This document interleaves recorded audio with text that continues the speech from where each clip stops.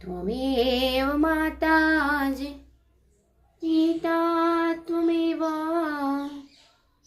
त्वमेव बन्धु च सखा त्वमेव त्वमेव विद्या वरिणां त्वमेव त्वमेव सर्वं मम देव देव।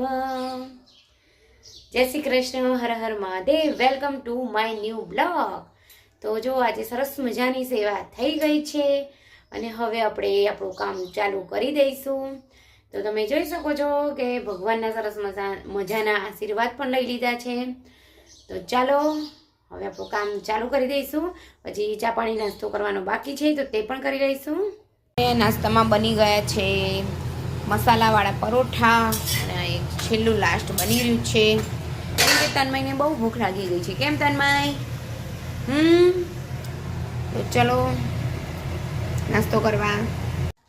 અત્યારના વાગી ગયા છે 1:45 થયા છે અને જમી કરીને મેં નવરા થઈ ગયા છે। જમવામાં તન્મયને કેપ્સિકમનો સંભારો અને રોટલી બનાવી દીધી હતી તો તે લઈને ગયો છે અને મારું અને જૈમિક માટે વટાણા બટેકાનું શાક અને રોટલી બનાવી હતી। તો કેટલાય દિવસથી મારે જે કામ પેન્ડિંગ હતું તે ફાઇનલી આજે થશે। તો મેં કીધું આજે તો ચલો આરામ કંઈ કરવો નથી, આજે તો આ વાતને ઊંચી મૂકી જ દઈએ। તો મારે વસાણું બનાવવાનું બાકી હતું કેટલાય દિવસથી કે ચલો આજે બનાવું પણ કંઈક ને કંઈક કામ પાછું આવી જતું હતું તો રહી જતું હતું, એટલે માટે આજે તો મેં તો ફાઇનલી બનાવી જ દઉં। આરામ કરવો નથી, આરામ હરામ બરાબર એવું છે। તો ચલો અહીંયા જો મેં પ્રિપેરેશન કરી લીધી છે એની માટે। તો અહીંયા શું શું લઈશું તે પણ બતાવી દઉં તમને। તો અહીંયા જોઈ શકો છો કે ખારેકને મેં આવી રીતે બારીક ભૂકો કરી દીધો છે મિક્સરમાં। ટોપરાને છીણી લીધું છે। આ છે ખસખસ લીધી છે, મગજતરીના બી લીધા છે, પછી બદામ કાજુ લીધું છે, આ સૂંઠનો પાવડર છે, ગંઠોડા પાવડર છે અને આ છે 32 વસાણ કાટલું। તમે જોઈ શકો છો કે એ નાખવાથી ખૂબ જ સરસ ટેસ્ટ આવે છે અને તે ઉપરાંત તે ઘણું ગુણકારી પણ હોય છે। તો અને અહીંયા છે આ છે ગુંદરનો પાવડર, મેં મિક્સરમાં જ ક્રશ કરી લીધો છે અને અહીંયા છે અડદનો લોટ। તો હવે આપણે અને અહીંયા ઘી લઈ લીધું છે। તો અહીંયા આપણે અડદનો લોટ આટલો બધો નથી લેવાનો, થોડોક જ લેવાનો છે, એટલે આમાંથી થોડો ઘણો હું કાઢી નાખીશ અને બાકી બીજો બધો લોટ લેવાનો છે તે છે ભાખરીનો લોટ લેવાનો છે, જે આપણે ભાખરી કરવામાં વાપરીએ છીએ તે લોટ। તો સૌ પ્રથમ આપણે અડદના લોટને આપણે શેકી દઈશું ઘીથી સરસ જ। તો ચલો કરવાનું સ્ટાર્ટ કરી દઈએ। તો અહીંયા આપણે લોટ શેકીએ પહેલાં આ બધું હું મિક્સ કરી દઈશ। એની અંદર સૂટ પાવડર, ગંટોડા પાવડર અને કાટલું પણ મિક્સ કરીને કરી દઈશ। અને આ છે સાકરનો પણ મેં પાવડર લીધેલો છે તો તે પણ થોડોક હું એની અંદર એડ કરી દઈશ। તો આમાં એડ કરીને પછી આ બાઉલમાં હું બધું લઈ લઉં છું। જો અહીંયા બધું મિક્સ કરીને મેં વાડકામાં ભરી દીધું છે અને અહીંયા લોટ શેકાવાનું ચાલુ થઈ ગયું છે, જોઈ શકો છો। ફર્સ્ટ આપણે અડદનો લોટ શેકીશું। તો લોટ શેકાઈ ગયા પછી એની અંદર આપણે આ ગુંદરનું જે પાવડર બનાવ્યું છે તે નાખી દઈશું ને ગેસ બંધ કરી દઈશું। જો અહીંયા જોઈ શકો છો કે અડદનો લોટ સરસ મજાનો શેકાઈ ગયો છે, જોઈ શકો છો। થોડોક વધારે શેકાઈ ગયો હોય એવું મને લાગી રહ્યું છે। હવે એની અંદર આપણે આ ગુંદરનો પાવડર જે કર્યો હતો તે નાખી દઈશું અને ફટાફટ હલાવી દઈશું। તો અહીંયા જોઈ શકો છો કે ગુંદર નાખી દીધો છે અને સરસ મજાનો જો ફૂટી પણ ગયો છે, અંદર ગરમ ગરમ લોટની અંદર મિક્સ થઈ ગયો છે એકદમ। થોડીક વાર આપણે હલાવીશું અને પછી આપણે આની અંદર પાછું કાઢી દઈશું।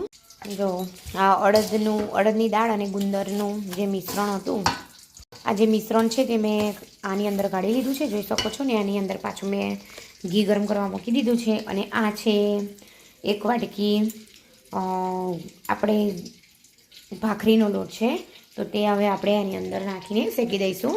તો અહીંયા જોઈ શકો છો કે લોટ શેકાઈ ગયો છે ને મેં આની અંદર આવી રીતે બધા 2 લોટ અને ગુંદર મિક્સ કરી દીધું છે। હવે આપણે ગોળ એકદમ ઝીણો સમારેલો છે તો તેનો પાયો કરવા મૂકી દઈશું.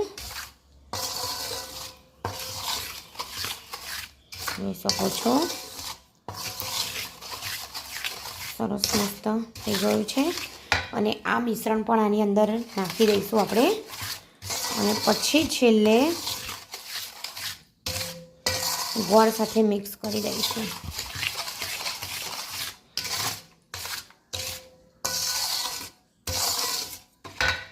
જો અહીંયા બધું મિક્સ થઈ ગયું છે, લોટ અને જે બધા આપણે મસાલા કર્યા હતા તે બધું જ. અને અહીંયા મેં 1 કિલો ગોળ લઈ લીધો છે અને અહીંયા આગળ ઘી ગરમ કરવા મૂકી દીધું છે. તો હવે આપણે ગોળનો પાયો કરી દઈશું. જોઈ શકો છો કે ગોળનો પાયો થઈ રહ્યો છે. એકદમ સરસ મેલ્ટ થઈ જાય ગોળ. પછી આપણે આ મિશ્રણ છે તે નાખી દઈશું આની અંદર.